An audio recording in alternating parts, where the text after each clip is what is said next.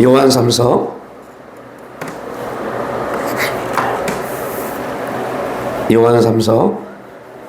1절 2절 말씀 함께 보겠습니다.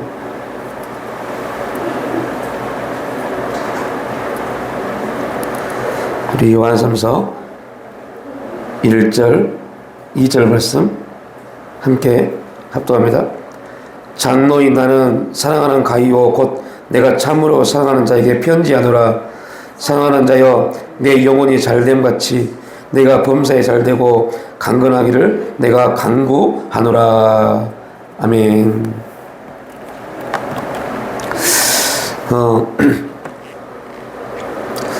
요한삼서 말씀은 교회에서 특히 이제 목회자들이 성도를 축복할 때 가장 많이 사용되어지는 말씀 중에 한 구절이 있는 2절 말씀이죠. 사랑하는 자의 내 영혼이 잘된 같이 내가 범사에 잘되고 강건하기를 내가 간구한다.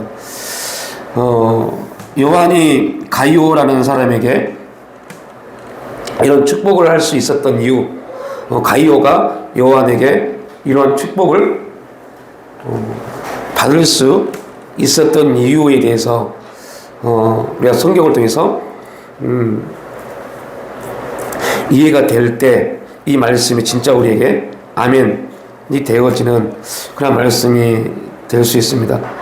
무작정 사랑하는 자의 내 영혼이 잘된 같이 내가 범사에 잘되고 강건하기를 간구한다. 모든 사람들에게 적용되는 말씀은 또한 아니죠. 요한삼서에는 세 사람이 중요한 인물이 나옵니다. 오늘 우리가 함께 읽었던 가이오라는 인물이 나오고요. 또 한 사람의 인물이 나옵니다. 그 인물은 9절에 나와 있는 디오드레베라는 사람입니다. 그리고 12절에 데메드리오라는 또 한 사람이 우리에게 증거되고 있습니다.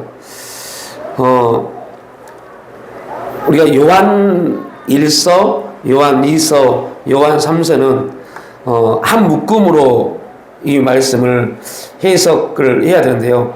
요한 1서에는 사랑하는 자여 형제들이여 라고 그 독자에 대해서 누구라고 말하지 않고 사랑하는 자여 형제들이여 라고 기록되어 있습니다.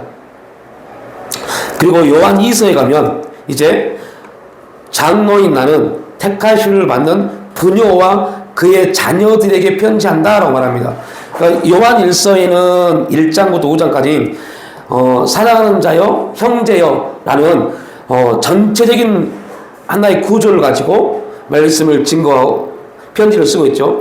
그리고 요한 2서에는 이제 부녀와 자녀들에게 특정한 그러한 내용을 기록합니다. 그리고 이제 더 요한 3서에는 이제 형제들, 사랑하는 자들, 부녀와 자녀들, 그리고 요한 3서에는 장로가 가이오에게, 그리고 이제 가이오하고 데메드리오는 교회의 일꾼들입니다. 교회에서 하나님께 인정받는 일꾼들. 그런데 디오드레베는 하나님께 인정받지 못한 그러한 사람을 또 요한은 말씀을 하고 있습니다. 특히 이제 요한이 말하고자 하는 요한 1, 2, 3서에서 우리에게 말씀을 하고자 하는 내용은 대단히 중요한 부분인데요. 그 중에 우리가 오늘 볼 요한 3서는 정확하게 이제 교회 안에 어떠한 사람들이 지금 있는지에 대해서 설명을 하고 있습니다. 가이오, 특히 가이오하고 디오드레베라는 이 인물들은 대조적인 인물이죠. 어찌 보면 보여지는 어떠한 것에서 보면 가이오보다 디오드레베라는 사람이 훨씬 더 교회적 생활은 더 열심히 했던 사람처럼 보입니다. 그런데 결국 하나님께 인정받은 사람은 디오드레베가 아니라 가이오였음을 성경은 우리에게 증거하고 있죠. 교회다운 교회가 되기 위해서는 이런 가이오 같은 성도들이 교회 안에 많이 있어야 됩니다. 가이오 같은 성도들은 그 특징이, 그러니까 요한 3서 2절 말씀이 온전히 이루어지기 위해서, 그러면 가이오가 어떤 삶을 살았는지, 그가 어떤 신앙생활을 했는지를 알아야겠죠. 어찌 보면 가이오는 성경에 그가 어떻게 신앙생활을 했는지에 대해서 정확하게 기록되어 있지는 않습니다. 그런데 이제 5절에 보면, 사랑하는 자여 내가 무엇이든지 형제 곧 나그네 된 자들에게 행한 것은 신실한 일이니 라고 말씀을 이어가면서 가이오가 어떤 일을 했는지에 대해서 설명을 하고 있는데, 가이오가 했던 것은 섬김이라는 삶을 살았습니다. 그러니까 그 당시에는 교회들이 있고 교회들의 리더라들이 없던 시대입니다. 목회자가 없던 시대이죠. 그러다 보니까 많은 순회 선교사들이 순회하면서 교회들의 말씀을, 하나님의 뜻을 증거했던 그러한 때입니다. 또 복음을 증거했던 사람들이 거처가 없기 때문에 되게 힘들게 그렇게 복음을 증거했던 시대입니다. 그때 그러한 선교사들이나 복음을 증거하는 사람들을 가이오는 그들을 대접하고 그들에게 쉴 수 있는 공간을 제공했던 그러한 사람입니다. 그러니까 가이오의 삶은 그냥 하나님의 뜻을 이루어드리기 위해서 섬김, 그에게 준 우리로 말하면 가이오의 소명은 그겠죠. 가이오의 소명은 섬김의 은사를 가지고 있던 사람이 아닐까라고 봅니다. 그래서 그는 복음을 증거하기 위해서 가이오가 사는 동네에 그런 복음 전도자가 왔을 때 극진히 대접했던 그러한 삶을 살았습니다. 그 가이오가 이런 섬김의 삶을 살았던 것을 그러한 선교사들, 순회 복음을 증거했던 사람들이 사도 요한에게 어느 지역 갔더니 가이오라는 사람이 있는데 이렇게 잘 섬겨주더라 라는 말을 증거합니다. 그때 그 소식을 듣고 이제 요한이 편지를 쓰면서 가이오에 대한 축복을 하죠. 그래서 내 영혼이 잘됨이라고 말합니다. 영혼이 잘 된다라는 뜻은 몇 가지 의미가 있는데요. 첫 번째, 영혼이 건강하다라는 의미를 갖습니다. 영혼이 건강하다는 뜻입니다. 그러니까 우리가 축복받기 위해서 영혼이 잘된 같이 범사가 건강하기 위해서, 형통하기 위해서, 그러면 영혼이 잘 된다는 게 뭔지 알아야죠. 영혼이 잘 되면 뭐냐? 영혼이 건강하다는 겁니다. 영혼이 건강하다는 말은 무슨 말일까요? 그 영혼이 잘 된다는 것이 무엇인지 알지 못하면 그냥 이 요한 3서 2절 말씀은 우리가 무관한 말씀이 되어버립니다. 왜요? 우리 영혼이 잘 되고 있는지 안 되는지 모르니까요. 보통 사람들은 교회 열심히 나가고 뭔가 하면 잘 되겠죠라고 착각을 해요. 그런 의미 아닙니다. 건강해야 돼요. 건강. 잘 된다는 것은 첫 번째 건강하다는 것을 의미합니다. 또 한 가지 잘 된다는 것은 의지한다라는 의미를 가지고 있습니다. 내 영혼이 건강하고 내 영혼이 하나님을 의지하고 라는 주제를 가지고 있고, 세 번째, 뜻을 행한다라는 의미를 가지고 있습니다. 그리고 마지막에 인격적 교제를 말합니다. 이 네 가지가 영혼이 잘 된다는 의미입니다. 내 영혼이 건강해야 돼요. 여러분 영혼은 건강하십니까? 내 영혼이 건강해야 돼요. 여기서 영혼이 건강하다는 말은, 의지한다는 말은, 뜻을 행한다는 말은, 인격적 교제를 한다는 말은, 이게 어떠한 것을 의미하는지를 우리가 이해하면 내 영혼이 지금 하나님 앞에 어떠하구나를 알 수 있겠죠. 건강한다.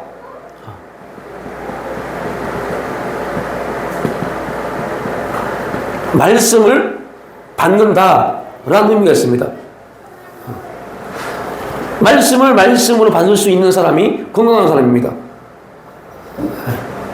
그러니까 주일날 설교도 말씀드렸지만 말씀이 선포됩니다.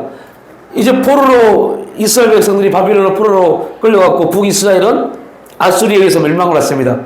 그리고 아수리에 의해서 멸망을 받고 그 아수르는 정책이 원래 가지고 있었던 모든 민족성을 말살시키는 겁니다.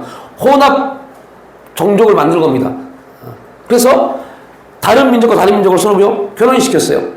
그 일이 바벨론에 의해서 남유다가 멸망되고 남유다도 시간이 지나면서 북이스라엘처럼 어떤 일이 벌었어요?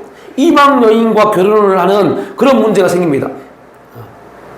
그리고 그러한 부분이 10년, 20년, 30년 지나다 보니 이제 그 삶이 뭐가 됐어요? 그들의 삶이 되어버렸어요.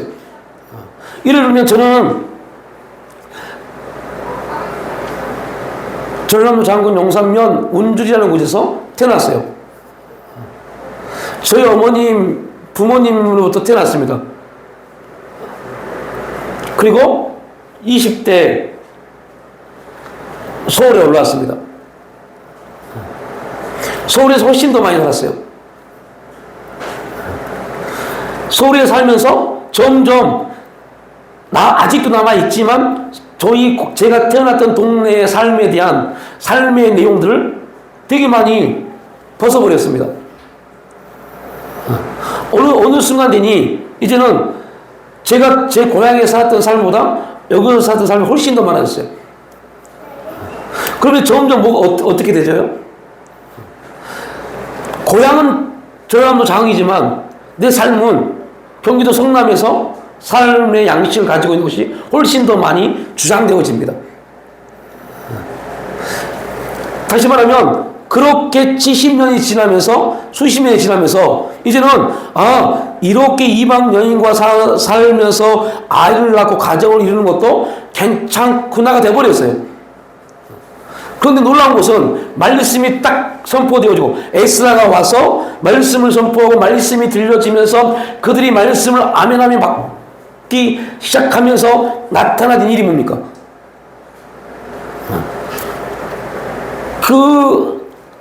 이렇게 살았던 내 삶이 이렇게 살아도 되는구나라고 했던 것들이 벗겨지기 시작했어요. 왜요? 말씀으로 그 말씀을 받았기 때문에요. 말씀을 받기 시작하니까 아멘 되어지다 보니까 그렇게 살았던 삶이 뭐가 돼요? 죄가 된 겁니다. 말씀이 들려지기 전까지는 다른 이방 여인과 결혼해서 자녀를 낳는 게 아무런 죄가 아니었어요. 죄가 되지 않았어요. 근데 말씀을 받는 순간부터 그게 뭐가 돼요? 죄가 되기 시작했어요. 그게 건강하다는 겁니다. 영혼이 건강하다는 것은 하나님 앞에서 내 모습을 발견한 겁니다. 하나님 말씀으로 내가 발견되어져야 돼요. 말씀을 통해서 내가 누구인지가 발견되어져야 돼요. 그래야지 건강해집니다. 건강해집니다. 여러분, 예를 들면 지금은 의학이 굉장히 많이 발달돼서 장로님도 어제 그 내시경을 하면서 보셨죠. 몇십 년 전만 해도 우리 안에 어떠한 문제가 있을 때 그걸 발견 못했습니다. 근데 요즘은 내시경을 통해서 우리 안에 어떠한 문제가 있는 것을 다 발견합니다. 즉 하나님 말씀이 우리 안에 들어와서 그 말씀을 통해서 내가 보여지기 시작해야 돼요. 그 말씀이 그 말씀을 통해서 내 모습이 투영되어져야 돼요.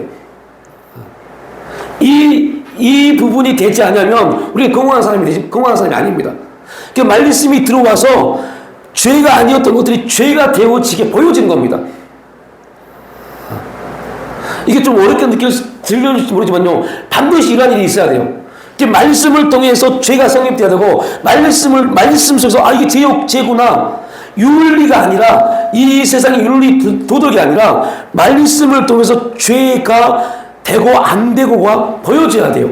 이게 건강한 사람들의 모습입니다. 의지한다. 영혼이 잘 된 사람들은 어떤 사람들이요? 의지하는 사람들입니다. 하나님을 온전히 의지합니다. 내 능력, 내 힘, 내가 뭔가를 하려고 하지 않습니다. 이게 얼마나 힘든지 아시죠?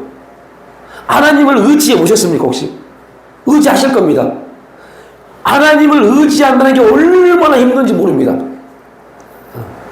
이거는 엄청난 훈련이 되어지지 않으면 안 돼요. 진짜 안 돼요. 그만큼 영혼이 잘 된다는 말은 우리 뼈를 깎는 그러한 자기 부정이 있어야 돼요. 자처리가 있어야 돼요. 그러니까 의지한다고 말을 해놓고 결국 모든 결정은 누가요? 내 뜻대로요.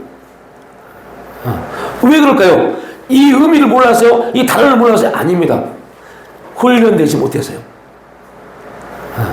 하나님을 의지하는 훈련이 되지 못하니까 의지한다고 하나님 의지합니다. 하나님 의지해야 돼 해놓고 그렇게 말하고 결국 내가 내 뜻대로 내 방법대로 다 결정합니다. 의지하지 못합니다. 하나님의 뜻을 행합니다. 하나님의 뜻대로 살기를 주님 뜻대로 살기를 원하네. 주님 뜻대로 살기를 원하네. 그렇게 고백하고 찬양하면서 결국은 주님의 뜻과 무관하게 살아갑니다. 왜요? 뜻 모르니까. 모르니까. 그리고 지금 우리에게 가장 또 중요한 주제, 인격적 교제가 있어야 돼요. 인격적 교제. 이게 뭐라고요? 영혼이 잘 된 겁니다. 이렇게 영혼이 잘 된 사람들은 범죄사가 형통할 수밖에 없죠. 왜 그럴까요? 이렇게 잘 되면 누가요? 하나님께서 그에게 형통함을 주시니까요. 자, 그래서 지금 우리가 나누고 있는 모든 말씀은 주일 예배든 수요 예배든 다 일맥상통한 부분이 있습니다. 우리가 여호수아를 나누면서 이런 말 했죠. 여호수아는 가나안 정복 전쟁의 제1선에 있던 사람입니다. 하나님이 여호수아에게 말합니다. 네가 내 말을 잘 들으면 너는 형통케 될 것이다. 평탄한 삶이 이루어질 것이다 했어요. 자, 여호수아에게 형통과 평탄은 뭡니까? 우리 나눴죠. 여호수아에게서 형통과 평탄은 뭐예요? 하나님이 여호수아에게 분명히 네가 내 말을 지켜가면 형통케 될 것이고 평탄케 될 것이라고 말씀했어.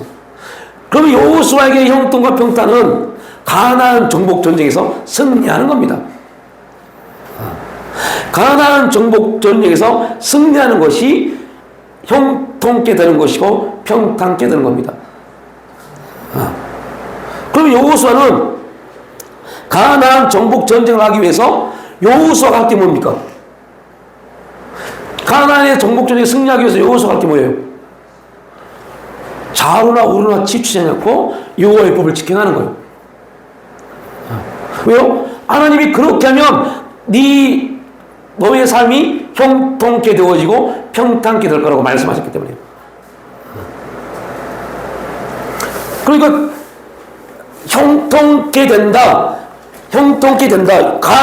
가나안 여호수아의 형통은 가나안을 전쟁에 승리하는 것인데, 가나안 전쟁에 승리하게 하기 위해서는 군사력을 키우는 것이 아니라 말씀을 지키는 겁니다. 말씀을 지키면 형통과 평탄은 누가 하세요? 하나님이요. 그런데 우리는 주어는 빼버려요. 여호수아에게 있어서 주어는 뭡니까? 말씀을 지켜 행하는 거예요. 이게 주어입니다. 그리고 평탄과 형통은 승리는 여호수아의 몫이 아닙니다. 그럼 누가 하시는 거예요? 하나님이요. 그 범사에 형통하는 일은 하나님이 하실 일입니다. 우리는 뭔 말하면 돼요? 우리 영혼이 잘 되어지기 위해서 어떠해야 되는지에 우리 관심이 가야 돼요. 내 영혼이 어떻게 하면 잘 될 것인가? 여러분, 우리 영혼이 건강해야 돼요. 우리 영혼이 건강한 사람이, 하나님을 의지하는 사람이, 하나님의 뜻을 행하는 사람이, 하나님의 인격적 교제가 이루어진 사람이 잘 되는 사람입니다. 그러면 이렇게 된 사람들을 하나님이 그들에게 그들의 범사를 형통케 합니다. 그러면 우리가 가이오에게 사랑하는 자의 내 영혼이 잘된 같이 내가 범사에 잘되고 강건하기를 내가 원한다. 범사 잘되고 강건한 거. 가이오가 범사에 잘되고 강건한 것은 무엇일까요? 이걸 알아야겠죠. 가이오에게 있어 범사가 잘되고 강건한 것이 무엇인지를 알아야만이 가이오에게 임하는 축복이 뭔지를 알겠죠. 그러면 성경을 통해서 가이오가 했던 일을 통해서 가이오가 한 일을 하나님이 그 일에 복을 주시는 것, 이것이 가이오에게는 뭐예요? 범사가 잘되고 강건한 겁니다. 그래서 가이오가 어떠한 일을 했는지가 중요한 겁니다. 가이오가 했던 일이 무엇인지를 발견하는 것이 너무너무 중요합니다. 왜요? 그 말씀에 내가 대입돼서 오늘 우리에게 주어진 삶 속에서 내가 어떤 일을 할 것인가를 볼 수 있어야 되니까요. 그냥 열심히 뭔가를 하면 되는 게 아니라니까요. 뭔가를 열심히 하면 되는 게 아니에요. 우리는 너무 잘못된 신앙적인 부분을 배워왔어요. 배운 게 아닙니다. 습득. 교회를 다니다 보니까 교회에서 이런 것도 잘 안 가르쳤어요. 어느 날 교회를 다니다가 나보다 먼저 교회를 나온 어떠한 분들을 보고 그분들이 열심히 있는 것을 나도 열심히 내신 분들을 보고 습득한 겁니다.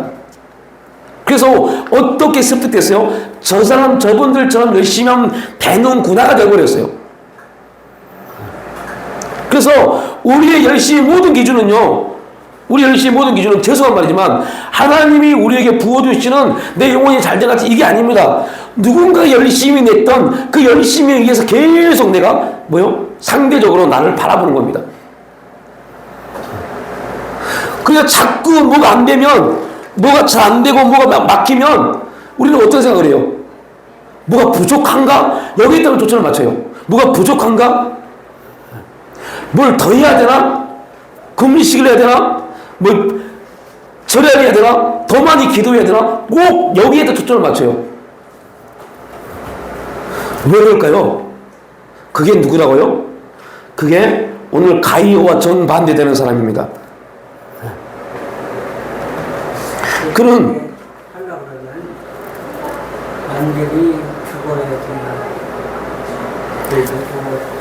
오늘 결론이 그겁니다. 네, 오늘 말씀의 결론이 내가 완전히 날마다 내가 죽어지면, 그래서 사도 바울도 내가 날마다 나를 죽노라 그러잖아요. 날마다 이 부분과 반대되는, 그러니까 여러분 이제 좀 이따 나올 부분이지만 이 가이오와 정반대되는 사람이 누구랬죠? 디오드레베요. 그 사람이 갖고 있는 5가지 특징이 있어요. 그는 으뜸이 되기를 좋아했어요. 사람들한테 인정받기를 좋아했어요. 그리고 그는 다른 사람에 비교해서 열등의식이 있었습니다. 이거는 작년에 나눴던 얘기입니다. 열등의식을 가지고 있었어요. 또한 이 디오드레베는 사람을 비난합니다. 열심히 낸 사람을 비난합니다. 그리고 그는 자기 중심적인 사람이기 때문에 희생하려고 하지 않습니다. 섬김은, 가이오는 어떻게 했어요? 섬기려면 어떻게 해야 돼요? 내 것을 희생하지 않으면 섬길 수 없습니다. 그런데 이 사람은 희생하지 않았어요. 섬기지 않았어요. 그리고 더 무서운 것은 이 사람은 하나님과 인격적 교제가 없었기 때문에 폭력적 언어를 씁니다. 쫓아냅니다. 그죠? 우리 성경 나왔잖아요. 디오드레베는 어떻게 했어요? 교회에서 내 쫓는도다. 자기하고 맞지 않으면 내 쫓아내버렸어요. 이런 일을 행동했던 사람이 디오드레베입니다. 그러니까 어떻게 보면 지금 이 디오드레베는 어떠한 모습에서 보면 교회에 대단히 열심을 내는 사람입니다. 뭐하기 위해서요? 인정받기 위해서. 그런데 인정받기 위해서 열심을 냈는데 인정해 주지 않으면 금방 시험 든 사람들입니다. 여러분, 이런 분들이 교회에 꽤 많이 있습니다. 인정받고 싶어서 열심히 했는데 인정해 주지 않으면 시험 들어요. 시험 드는 자는 네, 꽤 많아요. 그리고 그런 사람들의 또 특징이 뭐예요? 이간질이에요, 이간질. 이간질에서 헛소문 퍼뜨리고, 그리고 이런 사람의 특징은 그 헛소문에 너무 쉽게 쓸려가 버린다는 겁니다. 이런 문제들이 있어요. 근데 왜 그럴까요? 건강하지 못하니까요. 건강하지 못하니까 말씀을 통해서 분별하지 못하고 사람들의 소리에 그들의 삶이 움직여져 버린 겁니다. 건강한 사람들은, 영혼이 건강한 사람들은 사람들의 소리에 우리의 육신을 갖고 있기 때문에 혼란스러울 수 있겠지만 결국 건강한 사람들은 뭘 붙잡아요? 말씀을 붙잡습니다. 말씀을 붙잡고 그 말씀을 통해서 분별합니다. 건강하지 못한, 영혼이 건강하지 못한 사람들은 계속 사람들의 소리, 웅성웅성하는 소리에 귀를 쫑긋댑니다. 그리고 자신도 모르는 사이에 그 소리에 자신의 삶이 매몰되어 버려요. 무서울 정도로요. 그리고 그런 사람의 특징이 뭡니까? 그 헛소문과 웅성웅성하는 소리에 빠져서 그것 때문에 자기가 그 환경 가운데 빠진 것 때문에 이제 뭐냐, 이간질하고 더 악해집니다. 진짜 무서워요. 이거는 교회 안에서도 그렇고요, 세상에서도 동일합니다. 어떤 모임이나 어떤 그룹에 있었을 때 그 안에 모임에서 정말 열심히 했던 사람이 거기서 인정받지 못하면요, 나가요. 그러면서 온갖 헛소문과 거짓을 퍼뜨립니다. 사람들은 어차피 거짓의 아비 사탄에게 우리의 육신은 빼앗겼기 때문에 그 거짓된 소리들, 소문들이 더 하나님 말씀보다 더 어떻게 말할까요? 쌈박하게 들려요. 더 와닿아요. 진짜 그런가? 뭔 일이 있나? 진짜 그렇네? 막 그렇게 들려집니다. 그리고 그들이 그렇게 당을 지어서 그 모임에 있는 사람들을 더 공격하는 게 인간의 본성입니다. 지약된 본성. 그때 우리가 해야 될 일은 뭐라고요? 우리 영혼이 건강해지기 위해서 어떻게 하는 말씀을 통해서 분별해야 돼요. 하나님이 그렇다 그러면 그렇게 하면 돼요. 말씀이 그렇다 하면 그렇게 하면 돼요. 근데 말씀을 통해서 말씀을 붙잡고 아무리 기도해도 말씀이 아무런 어떠한 그거에 대해서 우리에게 움직임에 대한 부분을 주지 않는다면 그 말씀을 붙잡고 기다리면 됩니다. 결국 그 말씀이 우리를 더 강건하게 만들어줍니다. 그래서 가이오는 이렇게 자신을 다 헌신하면서 희생하면서 섬겼어요. 그 부분을 하나님이 더 섬길 수 있도록 어떻게 하세요? 축복하셔버립니다. 다시 말합니다. 여호수아는 하나님이 네가 내 말씀을 지켜 자르나 오르나 치우치지 않으면 내가 너에게 너의 삶을 형통케 하실 것이고 평탄케 할 것이라고 약속하셨어요. 여호수아는 하나님이 나를 형통케 하신다, 평탄케 하신다에 관심이 없었어요. 왜요? 이거는 내가 어떻게 가나안을 들어가서 정복 전쟁하기 위해서 전략을 잘 짜고 그가 군사력을 잘 모집해서 이 부분이 아니기 때문에 여호수아는 알고 있었어요. 가나안 정복 전쟁의 주인은 여호수아도 아니고 이스라엘 백성도 아니고 누구다? 하나님이시다. 왜요? 가나안은 원래 누구 것이니까요? 하나님의 것이었으니까요. 하나님이 자기 것을 누구한테 주신 거예요? 아브라함에게 약속하신 겁니다. 자기 하나님의 것인데 하나님이 아브라함에게 가나안 땅을 약속했는데 하나님은 공의 하나님이십니다. 그냥 아무런 문제도 없는 그들을 아브라함을 통해서 다 멸하라 하면 안 되기에 하나님은 기다리신 겁니다. 기다리면 두 가지가 있죠. 죄가 더 쌓아져서 완전히 죄에 매몰되리. 또 하나는 기다림을 통해서 그들이 변화되어져서 아브라함이 그곳에서 온전한 주인으로 살아갈 수 있도록 만드시는 것. 그런데 결국은 하나님의 공의에는 택함 받지 못한 사람은 어떻게 죽어요? 죄가 관영함으로요. 이게 무서운 겁니다. 그래서 우리가 너무 또 그래서 우리가 우리 장로교 신학 중에 유기 선택이 있고 유기가 있습니다. 그러니까 그 버림받았다는 말을 진짜 잘 이해해야 돼요. 모든 사람 하나님 버렸다가 아닙니다. 하나님은 기다리신 겁니다. 기다리셨다가 그들이 회개하고 돌이키면 받아들여서 하나님 나라 백성으로 살게 하시지만 그들에게 기회를 주고 시간을 줬음에도 불구하고 오히려 죄가 관영하면 죄가 관영해서 더 이상 하나님의 말씀이 들어가지 못할 그런 틈이 보이지 않으면 그들을 뭐요? 유기, 버리십니다. 버리십니다. 이게 유기입니다. 그러니까 하나님은 기다리십니다. 언제까지요? 그들이 돌이키든 죄가 완전히 그들을 매몰시키든 기다리셨다가 죄가 관영하면 버리시고 그들이 돌이키면 받아들여서 새로운 일들을 만들어 가십니다. 이걸 또 다음에 그 우리 주보 9페이지 10페이지에 있는 요나서를 나눌 때 좀 말씀드릴게요. 자, 다시 돌아옵니다. 그래서 가이오는 이렇게 영혼이 건강했고 그는 하나님을 의지했고 하나님 어떻게든 하나님의 뜻대로 살려고 노력했고 하나님과 인격적 교제를 했던 사람입니다. 그래서 하나님이 요한을 통해서 그의 삶을 축복하신 겁니다. 반대로 이제 우리가 나눌 이 사람 디오드레베, 이 사람은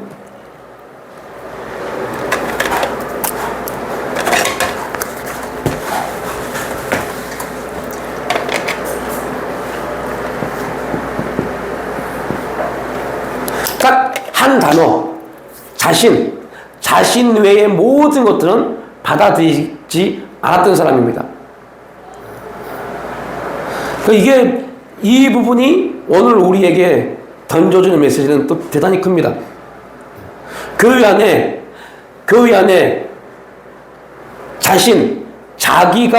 자기애가 강한 사람이 많은 교회는 교회의 사이즈가 어떠하든 하나님이 그 교회는 하나님으로부터 부어주시는 축복을 받지 못합니다.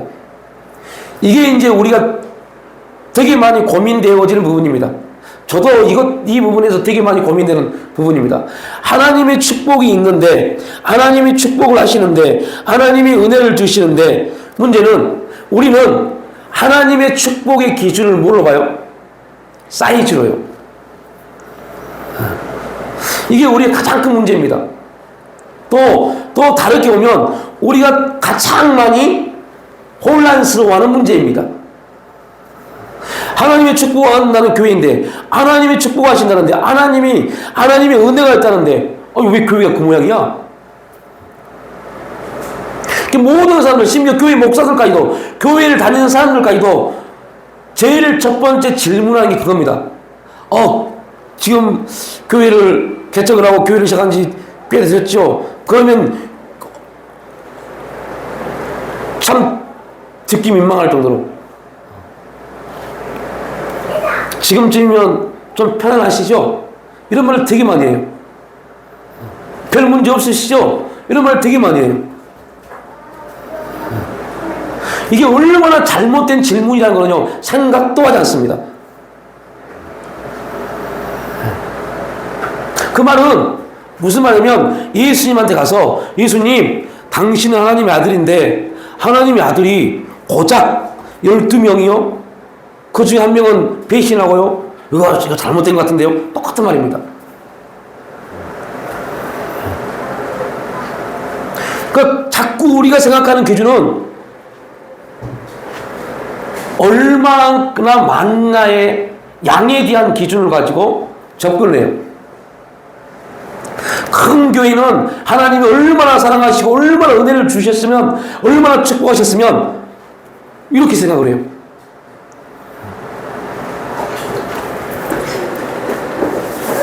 안타까운 것은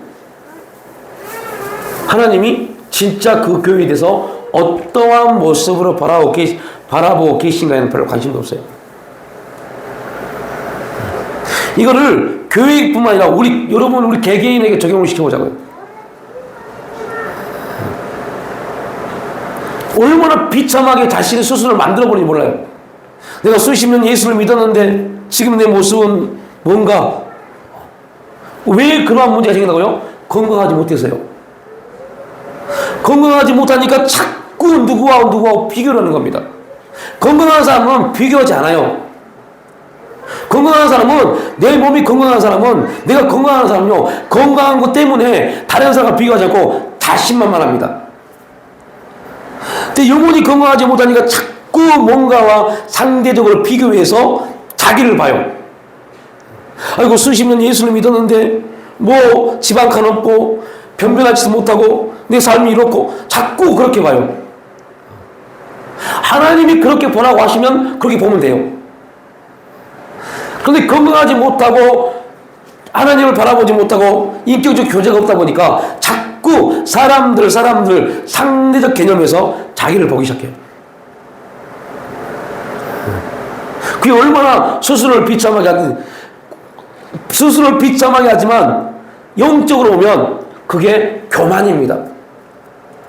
하나님 스스로 도와주겠지. 네, 교만입니다. 왜요? 하나님은 나를 그렇게 보시지 않는데 내가 그렇게 보는 거예요. 이게 진짜 무서운 겁니다. 불구하고 그게 무서운지 몰라요. 무지해서. 그런데 제가 깜짝 놀라는 거는 교회 안에 이런 분들이 너무너무 많다는 겁니다. 너무너무 많아요.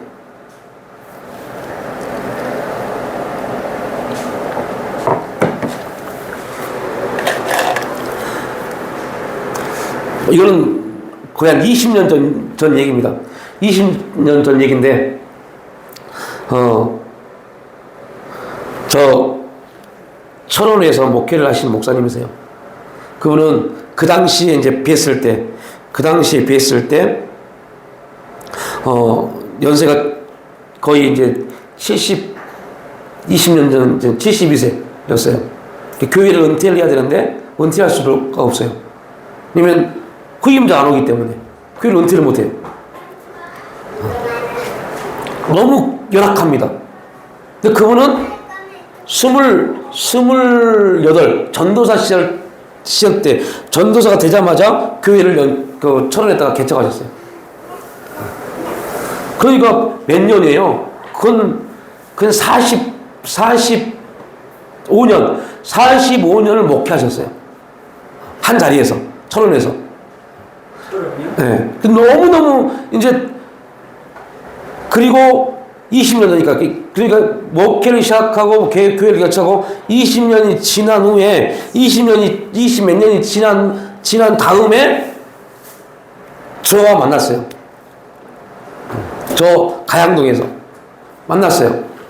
훈련 오셔서 그래서 이제 상담을 하는데 그분이 저를 보면서 딱 한마디로 목사님은 교회를 개척을 하셨습니까? 그래서 그때 저희가 딱 개척할 때였어요. 2005년. 예, 지금 개척한 지 좀 몇 달 됐습니다. 라고 말씀드렸어요. 근데 그분이 제가 왜 잊어버리지 못하냐면 그분이 하신 말씀이었어요.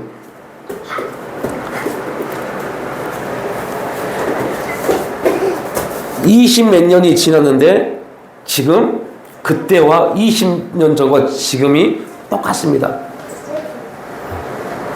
그래서 이 똑같음에서 벗어나기 위해서 찾다 전국적으로 유명한 기도원 안 가본 데가 없대요.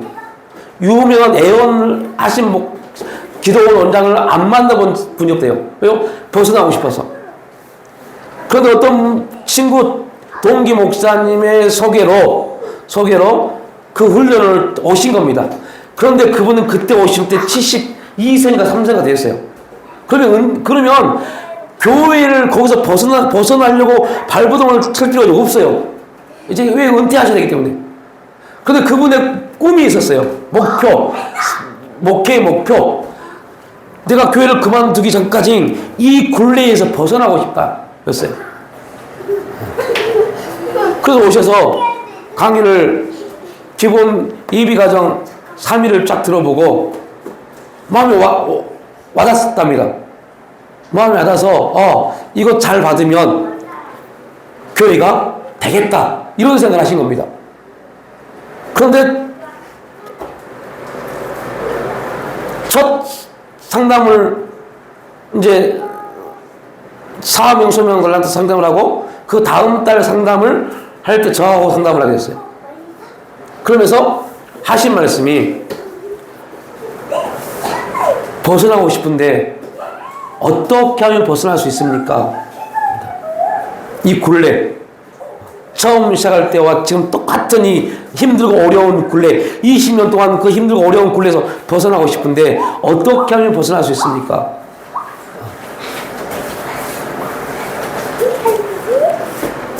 제가 그 말을 듣고 그분이 그때 하셨던 고민을 20년 후에 제가 지금 하고 있습니다. 그때 제가 그분에게 이렇게 말씀했어요. 그 말이 지금 저에게 또 상담의 답으로 다가와 보고 있어요. 뭐라고 말씀드리면, 목사님, 왜 그것을 굴레라고 생각하세요? 하나님이 목사님에게 주신 엄청난 능력인데 라고요. 이거시죠. 이게 무슨 말인지. 뭐가 능력이에요? 버텨내고 있는 것이요. 엄청난 능력인데 다른 분들은 못 버텨요. 목사님이 쉬니까 버티는 거예요. 그러니까요, 그 말에 이분이 너무 그 충격을 받더라고요. 이게 뭐가 능력이냐. 여러분, 우리가 기본적으로 목사가 생각하는 능력이 뭡니까? 어? 사람들이 와서 기도 한번 받고 치유되고 해방돼서 막 몇천만 원, 몇백만 원 헌금하는 거예요. 이분도 그런 생각을 가지고 있더라고요. 그런 게 능력이지 이게 무슨 능력입니까? 아닙니다. 20년 동안 똑같은 모습인데도 불구하고 그걸 버텨내고 있는 게 엄청난 능력입니다, 목사님. 그것을 하나님이 목사님에게 주신 능력이라고 한번 생각하시고 기도해 보세요. 어마어마할 겁니다, 목사님. 내가 말씀드렸어요. 바뀌었을까요? 안 바뀌었을까요? 안 바뀌더라고요. 이 젊은 목사가 뭘 몰라서 그래. 그리고 또 다른 분에게 똑같은 소리예요. 어떻게 하면 이 굴레에서 벗어날 수 있을까요? 그런데 목회자 가정이었기 때문에 1년쯤 지나서 이제 수료가 될 쯤 돼서 집중기도회였습니다. 그때 저희 교회가 전체 가양동 집중기도회 참석할 때였어요. 기억나시죠? 그날 저녁에 막 기도회가 안수하는데 누가 제 손을 꽉 잡아요. 근데 그 목사님이세요. 그리고 기도회 안수하고 있는데 저를 손을 잡고 나갔어요. 나가서 3층 방송실에서 자리가 없어. 거기 가서 얘기하는데 그 목사님 하신 말씀이 뭐냐면, 목사님 1년 전에 제게 했던 말씀이 이제 와닿습니다.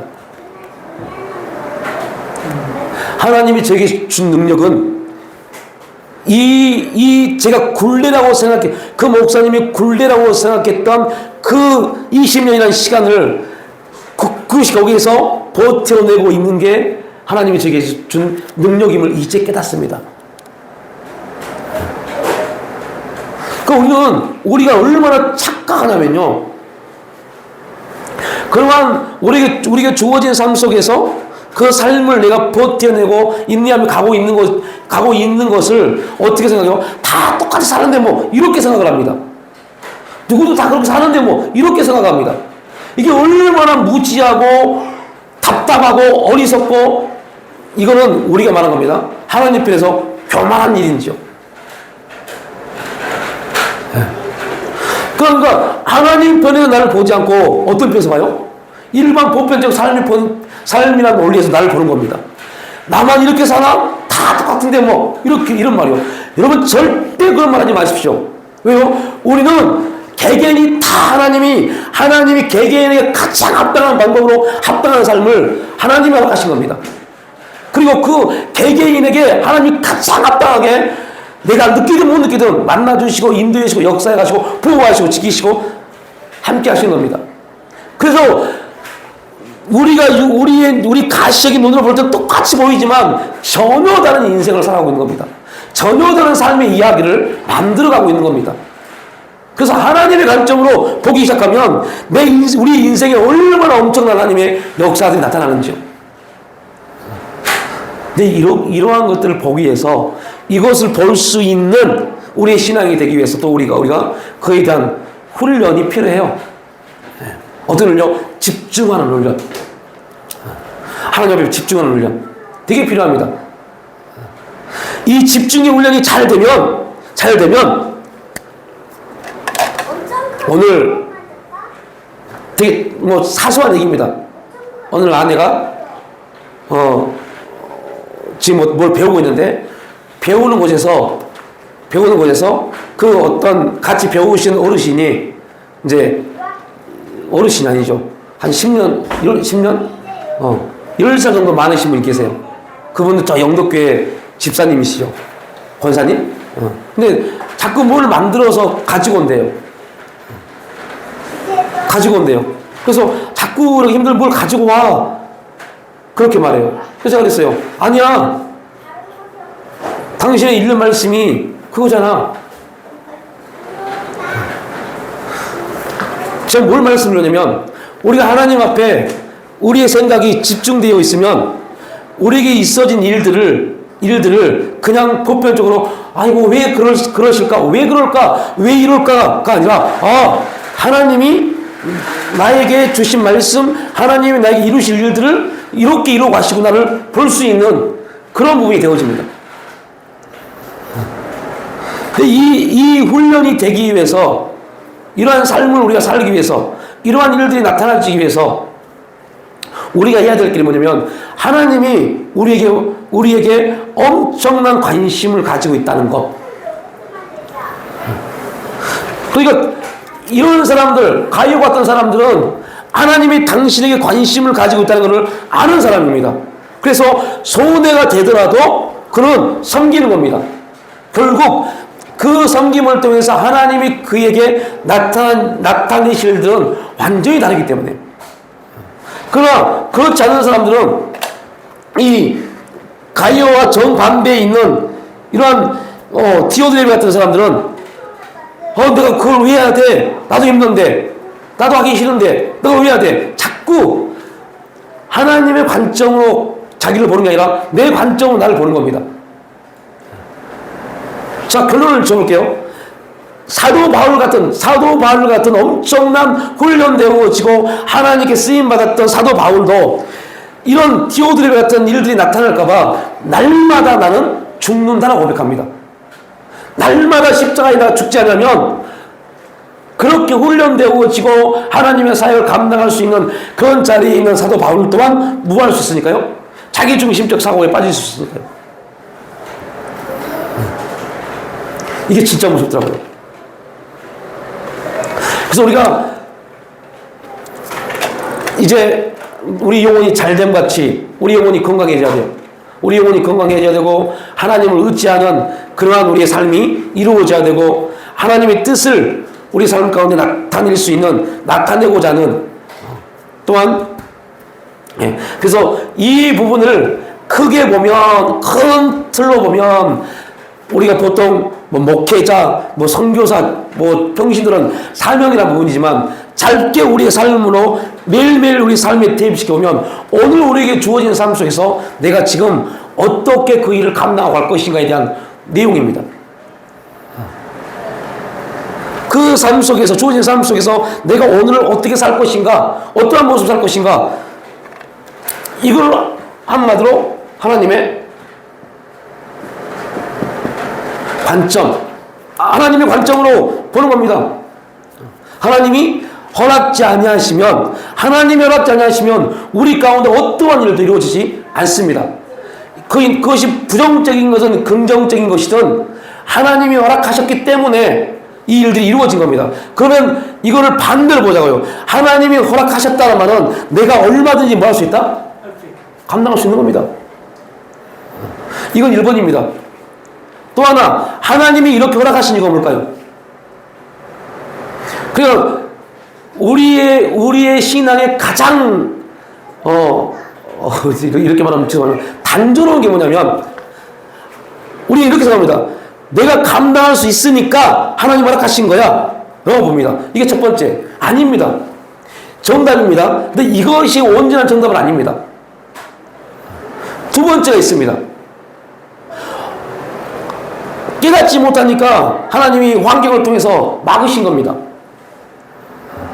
뭐 하시려고요? 막아놓고 새로운 길을 여시려고요. 그래서 우리는 봐야 돼요. 지금 내가 어떠한 부분에 대한 삶의 선택의 결정의 모습으로 나를 볼 것인가. 이 환경과 이 상황이, 우리에게 주어진 일들이, 이러한 것들이 하나님이 나를 정확하게 너무 잘하신 하나님이 얼마든지 넉넉히 감당할 수 있고 이길 수 있기 때문에 허락하신 겁니다. 이거 첫 번째입니다. 또 한 가지, 하나님이 메시지를 던져줬음에도 불구하고 내가 깨닫지 못하니까 그 환경을, 길을 딱 막아버리고, 길을 막으니까 어떤 일이 벌어져요? 이 길을 막으면 어떤 일이 벌어집니까? 새로운 길이 열리는 겁니다. 그런데 우리의 가장 큰 문제는 뭐냐면, 이 길을 딱 막아서 새로운 길이 열렸을 때 이 길로 가고자 하는 마음을 갖지 않는다는 겁니다. 네요? 잘못될 거라고 착각하는 겁니다. 이 모든 것들이 하나님의 관점으로 보는 게 아니라 누구의 관점으로 본다고요? 나요, 나. 나의 관점으로 보기 때문에 그러한 문제들이 이루어져요. 그러니까 이러한 부분들을 볼 수 있는 게 성경은 지혜로움이라고 그러면 지혜로움. 그래서 이걸 어떻게 이루어져요? 계속적인 넘어짐과 훈련을 통해서 하나씩 얻어집니다. 그래서 어느 순간 되니까 하나님이 이렇게 감당해 가시고 이렇게 새 길을 열어 가시네 라는 부분을 볼 수 있게 됩니다. 선택은 누가 하는 거예요? 내가 하는 겁니다. 두 개 다 옳습니다. 나는 이걸 얼마든지 뭐 할 수 있다? 감당할 수 있습니다. 그래서 주신 겁니다. 또 하나, 하나님이 새로운 길을 여시려고 이 부분을 만들으셨구나. 그러면 우리는 여기서 내가 이걸 감당하고 가든지 새 길로 나가든지 이것은 내가 선택해서 가는 겁니다. 그런데 중요한 것은 이 부분을 반드시 누가 허락하셨다? 하나님이 허락하셨다라는 부분에 대한 기준이 있어야 돼요. 그래서 여러분들, 우리가 자꾸 말하지만 우리가 뭔가를 선택하고 움직였을 때, 뭔가를 결정했을 때 그것이 들리든 들리지 않든 보이든 보이지 않든 하나님께 묻고 했냐가 아니냐가 엄청난 차이가 나는 겁니다. 하나님께 묻고 하나님의 뜻을 구하고 한 거라면 들리지 않고 보이지 않고 붙잡아지지 않을지라도 그 부분 안에서 하나님은 그거 자체로 너무너무 놀라운 일들을 나타내십니다. 그러한 것들이 우리 가운데 알아지는데 또 되게 많은 시간이 필요해요. 저도 이러한 부분들을 지금 말씀드리고는 이러한 내용들을 꽤 많은 시간 동안 훈련하고 넘어지고 훈련하고 실패하고 굉장히 많은 시간을 경험을 했어요. 그리고 어느 순간 되니 굉장히 많은 목사님과 성도들에게 이 부분을 함께 나누고 그리고 되게 많은 되게 좋은 결과들을 봤습니다.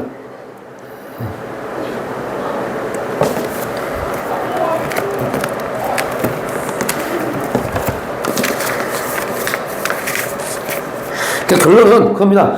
우리 하나님께서 우리 영혼을 강건하게 잘되게 하시기 위해서 우리 모든 삶에 대한 일들을 만들어 가시는 겁니다.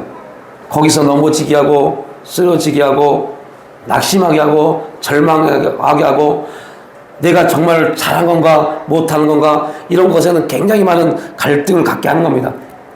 그래서 결국은 한 가지만 잃어보지만 하면 돼요. 하나님이 어찌하든 간에 하나님을 의지하고 하나님을 붙잡고자 하는 자들을 가장 아름답게 선하게 정교하게 역사해 가신다는 거. 이것만 붙잡고 있으면 결국은 하나님께서 만들어 가십니다. 그런데 너무너무 힘들고 어려우니까 이걸 놔버려요. 놓지만 않으면 결국은 그래서 우리 기독교의 놀라운 역사였잖아요. 역전하신 하나님의 은혜요. 요즘은 역전이라는 말 안 쓰더라고요. 반전하신 하나님의 은혜라는 말 쓰더라고요. 하나님은 얼마든지 역전하시고 반전하십니다. 누구에게요? 하나님의 역사를 믿고 의지하는 사람들에게요. 그런 사람이 가이오 같은 사람입니다. 교회에 엄청난 반대자가 있었고 힘이 권력자가 있음에도 불구하고 가이오는 거기에 가 있지 않았어요. 하나님이 나에게 이 일을 허락하셨기 때문에 가이오는 묵묵히 그 일을 해간 겁니다. 결국 그 일을 통해서 사도 요한을 통해서 사랑하는 자여 내 영혼이 잘된 같이 엄청난 축복의 메시지를 받습니다.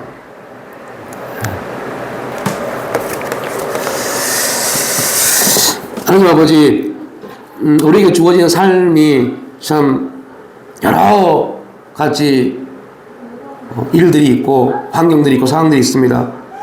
또 예기치 않는 변수들이 우리에게 다가와서 또 혼란스럽고 갈등들이 많이 있습니다. 그럼에도 불구하고 묵묵히 가이오처럼 하나님이 나에게 이 일들을 허락하셨다. 하나님 안에서 이 모든 것들이 이루어진다는 그 믿음의 고백, 믿음의 행함을 통하여서 우리 영혼이 잘 되어지고 범사가 강건해지고 형통해지는 놀라운 삶이 나타날 수 있도록 성령님 우리를 붙잡아 주시고 인도하여 주시옵소서. 감사드리올 때 예수님의 이름으로 기도를 올려옵나이다.